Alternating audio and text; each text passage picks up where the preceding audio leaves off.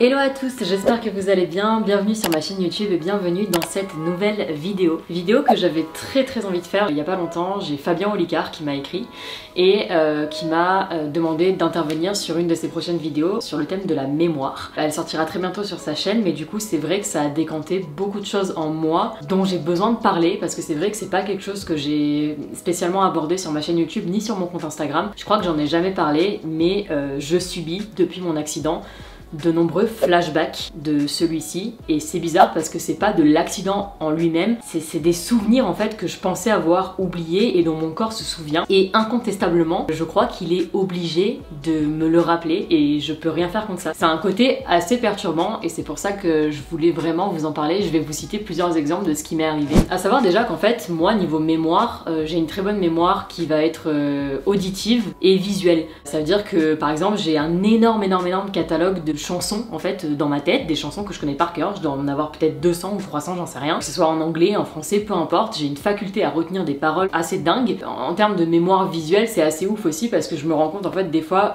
quand je bosse ou quand je fais quelque chose, je revois en fait littéralement le texte qui est écrit, et c'est dingue. J'ai une mémoire des chiffres, j'ai une mémoire visuelle et une mémoire qui est assez puissante en fait. Par rapport à mon accident, en fait je me rappelle de tout ce qui s'est passé le 12 février 2013, donc je me rappelle dans les moindres détails de mon accident, du moins je pensais me souvenir des moindres détails. En fait je crois que je me souviens de l'idée précise de ce que je me suis fait de mon accident, qui est quasiment à 100% réel mais pas totalement, puisque un jour j'étais avec ma meilleure amie d'enfance qui était là le jour de mon accident, qui a vu toute la scène se dérouler. Je crois que c'était genre en 2017, donc ça faisait bien 5 ans après l'accident. On se pose, on en revient en fait à parler de l'accident, et là en fait moi je lui explique ma version du truc, elle m'explique la sienne, sauf que dans sa version, même si c'est tout à fait similaire à la mienne, elle rajoute un détail. Au moment où en fait mon costume de carnaval s'est enflammé sur moi, donc moi je me suis mise à courir. Ça je m'en rappelle. Et en fait, elle m'a rappelé qu'il y a une voiture qui est passée sur la route et que j'ai essayé, genre la voix qui tremble un peu, j'ai essayé d'arrêter cette voiture et de taper en fait à la vitre de la voiture. Il y avait forcément des gens dedans parce que la voiture était en train de rouler. Et je me rappelle que cette voiture a ralenti et je crois qu'elle s'est pas arrêtée. J'ai pas mémoire, enfin j'ai pas souvenir qu'elle s'est arrêtée. Bref, peu importe. Et c'est vraiment un détail, c'est ouf. Enfin je suis désolée, je sais que quand je parle de choses comme ça, j'ai tendance à fuir la caméra, donc désolée si j'arrive pas à rester face caméra. Parce que je cherche aussi justement dans mon cerveau les choses qui se sont passées pour essayer de bien vous les raconter. C'était un détail en fait qui avait pas tellement d'importance par rapport au déroulé de tout l'accident, puisque ça a rien changé aux conséquences ou quoi que ce soit, mais c'est à ce moment-là que j'ai capté, ce jour précis, j'ai compris que mon cerveau voulait bien me montrer ce qui était entre guillemets bon pour moi de me souvenir. J'ai l'impression que mon cerveau, ma mémoire, a vraiment fait abstraction des choses plus ou moins nocives pour moi et qu'il a gardé à un moment l'essentiel pour que je puisse continuer d'avancer. Et en fait, suite à cette discussion avec ma meilleure amie d'enfance, j'ai réalisé qu'il y a plein de choses que mon cerveau a voulu que j'oublie, et quotidiennement, bah en fait c'est des choses que je vais vivre aujourd'hui. Et ça me fait vachement peur parce que je suis quelqu'un qui a tendance à vouloir contrôler les choses. J'aime avoir le contrôle sur ce qui se passe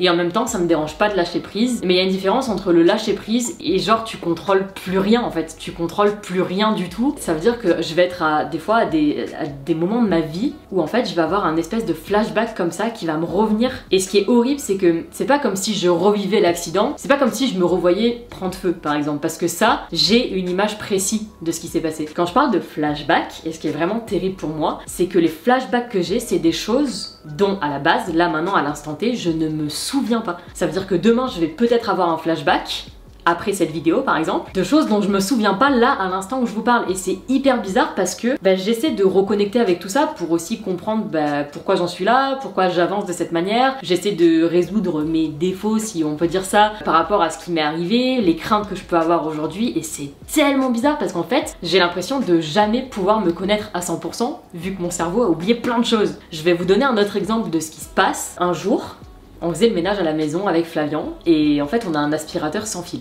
Détail sans importance mais je le dis quand même. Et en fait dans le rouleau de l'aspirateur sans fil, dans la brosse, j'ai toujours mes longs cheveux qui s'en mêlent. Ce qui fait qu'à un moment t'es obligé de couper les cheveux pour les enlever parce que sinon ça aspire plus du tout. Genre t'as une touffe de cheveux au bout de l'aspirateur. Bref. Et donc un jour j'enlève le rouleau et je dis à Flav, putain faut vraiment enlever tous les cheveux, donc je commence à couper en fait le long du rouleau mes cheveux et j'essaye en fait de les enlever, mais c'était hyper galère parce qu'il y avait beaucoup de cheveux. Et là Flav, mais machinalement elle me dit non mais t'inquiète, et genre il chope le rouleau il prend un briquet. C'est un geste qui lui a paru totalement banal, mais moi aussi, parce qu'à aucun moment je lui dis non, surtout fais pas ça, tu vois. Pour moi c'était normal, j'étais là en mode ouais, vas-y. Et en fait, il met le feu aux cheveux qui sont sur le rouleau. Et là, les gars, en fait, il a mis le feu et instantanément, l'odeur des cheveux brûlés, elle m'est remontée dans le nez. Donc ça, c'est vraiment de la mémoire olfactive, c'est ouf. Elle me joue vraiment des tours et je vous expliquerai après pourquoi. Ça me monte dans le nez et là, en fait, inexplicable, mais en même temps, c'est facile à expliquer par rapport à ce qui m'est arrivé. Mes larmes, elles coulent. Mais genre, elles coulent, c'est pas genre j'ai une petite larme en mode ah putain. Non, non, je me suis effondrée, mais je me suis écroulée. Flavian était trop mal, évidemment, il s'excuse en long, en large et en travers. Mais moi, je pleure. Genre j'ai les larmes, elles coulent et c'est impossible de m'arrêter. Comme si ça avait activé en fait un souvenir en moi tellement profond. Il refaisait surface et c'était genre impossible de faire autrement juste que de m'effondrer. Ça m'a pas fait revivre l'accident en soi, je me suis pas revue le 12 février et tout, mais c'est inexplicable, voilà, c'est genre les larmes elles ont coulé et ma mémoire olfactive elle me joue vraiment des tours parce que, bah, comme vous le savez ou vous le savez peut-être pas, j'ai fait donc 3 mois de coma artificiel et pendant ces 3 mois j'avais des fois plus ou moins conscience, on va dire entre guillemets, c'est très difficile à expliquer. Si vous voulez, je vous remets la vidéo du coma que j'avais fait il y a quelques années en arrière. Voilà, je vacillais entre des moments de conscience et d'inconscience, etc. Et donc j'ai quelques souvenirs précis du coma artificiel. Mais encore une fois, de ce que mon cerveau veut bien en retenir. Et je pense que le pire de ce que j'ai vécu, bah déjà j'étais beaucoup trop profondément endormie pour m'en souvenir, mais je pense que mon cerveau il a fait genre il a fait un tri en fait juste pour me protéger. Et des fois, le fait, je pense, d'avoir été endormie, donc d'avoir été privée de ma vue, privée de mon toucher, privée du goût, privée en fait de tous mes sens sauf de l'olfactif, parce que je respirais en fait à ce moment-là, même si je respirais avec une machine, je respirais quand même. Je pense que vraiment l'odorat me joue de ses tours les gars, mais c'est ouf. Ça veut dire que des fois, je vais me balader avec mes potes, je vais me balader avec Flav, je vais être avec ma famille, peu importe. Il va y avoir une odeur qui va me replonger instantanément dans le coma artificiel. Ça veut dire que je vais sentir quelque chose et je vais avoir l'impression de être à nouveau allongée dans mon lit d'hôpital et de sentir en fait ouais, les odeurs qui m'entourent. Et c'est tellement perturbant parce qu'en plus de ça, souvent, je sens l'odeur, je me rappelle que c'est à l'hôpital, je me rappelle que c'est une odeur familière que j'ai sentie pendant des mois et des mois, mais je n'arrive pas à mettre le doigt dessus. C'est terrible, je n'arrive pas à trouver l'odeur de ce truc qui fait que je me rappelle du coma. C'est terrible et c'est comme des fois par rapport au masque ou à l'odeur des médicaments qu'on m'injectait ou l'odeur du masque en fait quand on t'endort pour une anesthésie générale. Des fois il y a ce genre d'odeur, une odeur un peu médicamenteuse et tout, qui va circuler dans l'air et en fait quand je la sens, j'ai l'impression que ça va m'endormir, genre j'ai un souvenir comme ça. On avait acheté à un moment une bombe à moustiques sur la Côte d'Azur et Flav la met dans la chambre, on attend un peu et en fait en la respirant, je pense qu'il y avait un composant qui a fait que bah, j'avais l'impression qu'en la respirant, j'allais vraiment m'endormir très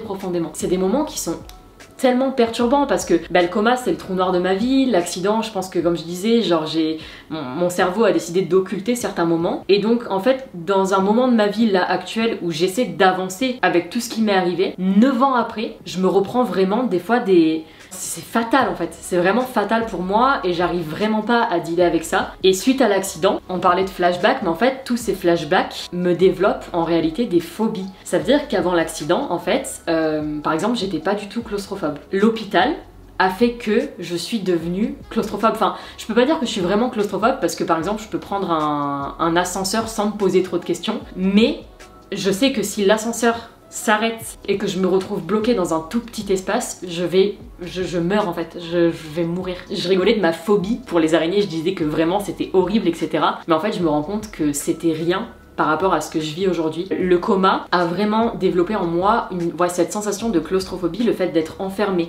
dans une chambre avec beaucoup de bandages, la fièvre à 43 degrés, la chaleur, etc. Et en fait, je sais même pas si c'est vraiment de la claustrophobie que je fais ou si vraiment c'est plus une peur de la chaleur et ça s'explique pas. J'ai essayé de rechercher sur internet, je trouve pas comment ça s'appelle. J'ai trouvé des phobies par rapport à la chaleur de l'été, quand il y a trop de monde, quand tu suffoques, etc.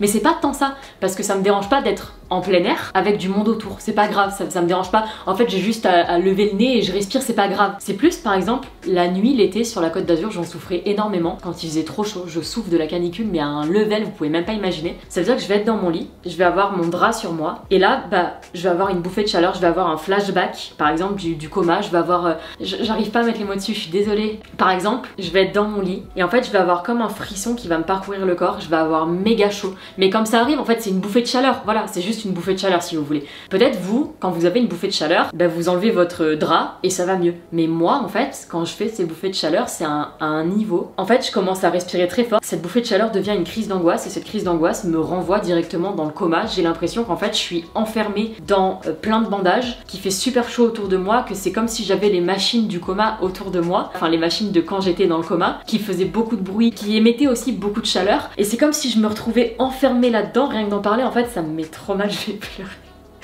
Non, Julie, tu vas pas pleurer dans cette vidéo.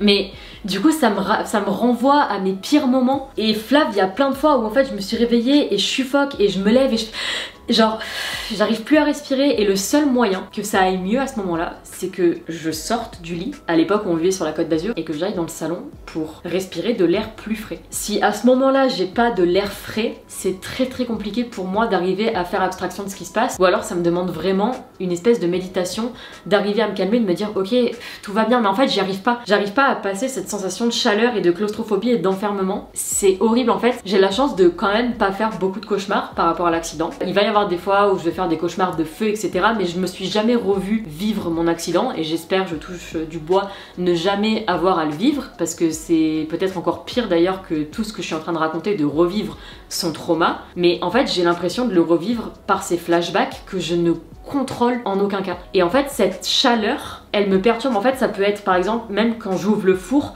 je vais prendre une bouffée de chaleur, ça va me mettre trop mal. Les saunas, les hammams, pour moi c'est impossible parce qu'en fait toute cette chaleur elle m'empêche de respirer. La canicule, je le vis super mal. Je serais incapable par exemple d'aller sur la plage et de faire genre comme je l'ai déjà dit la crevette au soleil et de rester comme ça parce que j'ai l'impression, bah oui c'est ça en fait, j'ai l'impression de brûler en fait. Je vous parle de tout ça parce que c'est mes pires flashbacks et je sais pas comment je pourrais passer au-dessus de ça parce que en même temps, est-ce que je peux réussir à soigner des choses dont je ne me souviens pas à l'instant T? C'est ça mon vrai problème. Comment on va pouvoir aller chercher autant profondément alors que mon cerveau il a voulu oublier ces détails là. Je sais pas si vous voyez ce que je veux dire. Et ça me fait peur parce que c'est quelque chose que je contrôle pas. Alors j'ai déjà essayé de faire de l'EMDR, peut-être que vous alliez me le conseiller dans les commentaires, j'ai déjà essayé. C'est une méthode de psy pour soigner les traumas etc grâce au mouvement des yeux. Ça a pas marché pour moi, mais je sais que si vous avez des flashbacks ou que vous revivez certaines choses à cause d'un trauma, et ben ça peut être hyper intéressant et ça marche super bien. Et du coup là récemment j'avais envie d'essayer l'hypnose. Peut-être que je vous ferai un retour parce que je pense que je vais vraiment essayer de faire de l'hypnose parce qu'en fait ça me pose problème vraiment dans ma vie quotidienne. J'ai peur que ça arrive à des moments que je ne contrôle pas. Imaginez, enfin je sais pas, genre voilà c'était Flav qui a mis par exemple le feu aux cheveux de l'aspirateur, mais imaginez ça m'arrive avec quelqu'un d'autre, enfin je sais pas, imaginez je suis en rendez-vous pro, il se passe quelque chose comme ça, je me mets à pleurer. Je suis quelqu'un aussi qui contrôle beaucoup mes émotions, qui essaie de transmettre et de parler de tout ce qui lui est arrivé. C'est pour ça que je fais cette vidéo, peut-être qu'elle pourra aider d'autres personnes, peut-être qu'elle pourra vous aider dans l'idée d'avancer, de faire de l'hypnose, de faire de l'EMDR, peu importe, ou d'essayer de soigner ça. Mais si j'en parle aussi, c'est que là, ouais, il y a cette peur en moi de pas réussir à surmonter ça et de devoir un peu vivre ça, genre jusqu'au bout de ma vie quoi. Ça me fait peur. Vous voyez, en 2017, je sais pas si vous vous rappelez, je suis partie en road trip avec ma meilleure pote et c'était horrible. Parce que on est parti en Espagne et qu'il faisait méga chaud forcément quand on était en Andalousie et qu'il faisait genre 40 degrés. On dormait dans une tente, le soir ça va, mais le matin, et ma meilleure pote elle le savait, mais franchement la tente c'était un sauna en fait. Pour tout ce que je vous ai raconté, toutes mes crises d'angoisse, les bouffées de chaleur et le fait en plus d'être dans une tente, dans un espace fermé, mais je pétais des câbles et tous les matins il fallait que j'ouvre la tente pour respirer et pour me dire ok genre vas-y ça va mieux quoi. Bref, je voulais vraiment vous parler de ça parce que la vidéo avec Fabien Olicard que j'ai tournée à distance m'a fait réaliser que j'avais encore beaucoup de choses à soigner en fait et des choses que je ne contrôlais pas. Donc ça m'a donné envie de pousser un peu le sujet sur tous ces flashbacks que je peux avoir et qui m'effraie, franchement j'ai pas peur de le dire. Peut-être que dans les commentaires vous allez m'apporter certaines solutions que je ne connais pas et je vous invite aussi à aller voir du coup la vidéo qui sortira bientôt sur la chaîne de Fabien parce qu'elle traitera de la mémoire et je pense que ça sera très intéressant. J'ai hâte de savoir en tout cas comment il va réagir à tout ce que j'ai dit, mais je suis contente, je vous cache pas, d'avoir fait cette vidéo à distance parce que je pense qu'elle aurait révélé trop de choses en moi qui étaient enfouies et j'aurais pas pu les extérioriser comme je le fais là. Donc voilà, j'espère que cette vidéo pourra aider et que peut-être vous pourrez m'aider.